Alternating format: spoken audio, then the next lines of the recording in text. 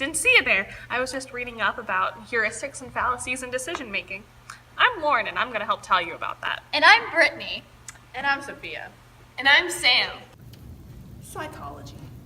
You may or may not have heard of this term, but this is something that affects us in our everyday lives. So today we'll be talking about how psychology, specifically heuristics, fallacies, and decision making, affect your life. We're talking about heuristics and fallacies in decision making. We should go over what exactly those terms mean. So first, there's a heuristic, which is a mental shortcut or a rule of thumb that you can use to make decisions. But these aren't always right.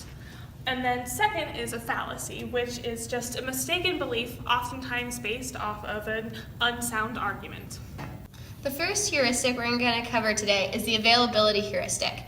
So this is judgments that come from your available information, but this might not always be correct. In research by Slavic, Fischhoff, and Lichtenstein, they showed that an example of the availability heuristic is risk perception. This basically means that most people think that accidents occur more often than people dying of, say, a stroke, due to the fact that the news covers accidents more often. You know, I don't really want to go to class tomorrow, but I don't know what to do. Yeah. Dude, you guys should just skip. I'm not sure. Yeah, that doesn't sound like a good idea. Dude, everyone skips class. It's not a big deal.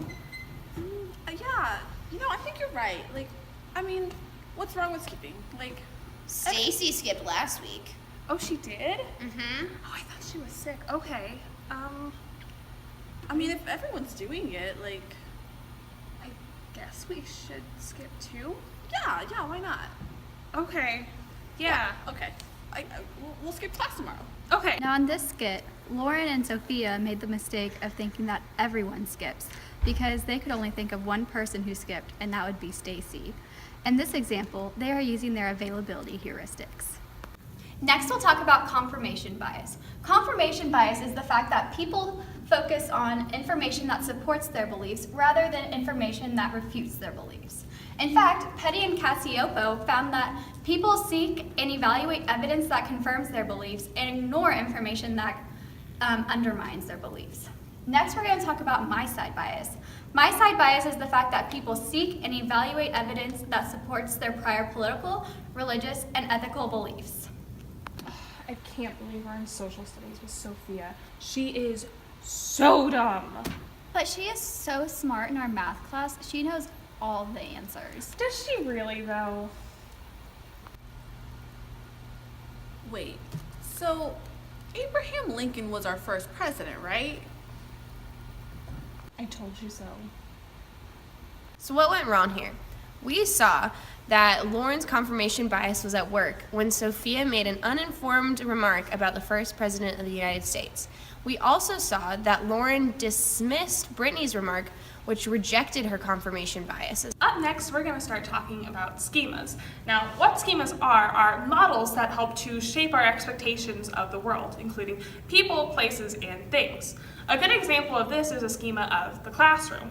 Now, if you walk into a classroom and see things like books, pencils, students, those would all be very consistent with what your expectations for a classroom is.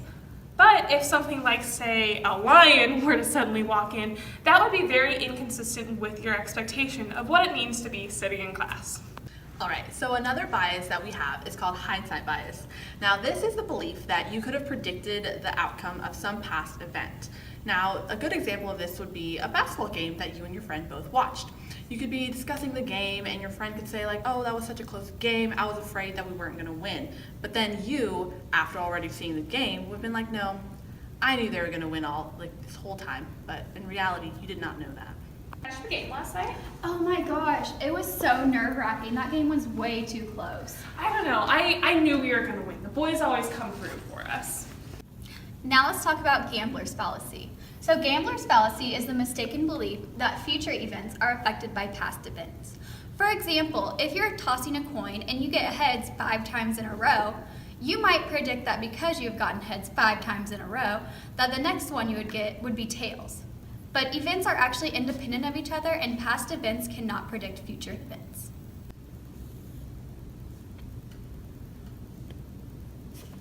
of my answers in a row have been C. I think number 7 is C too, but I don't know. That doesn't seem right.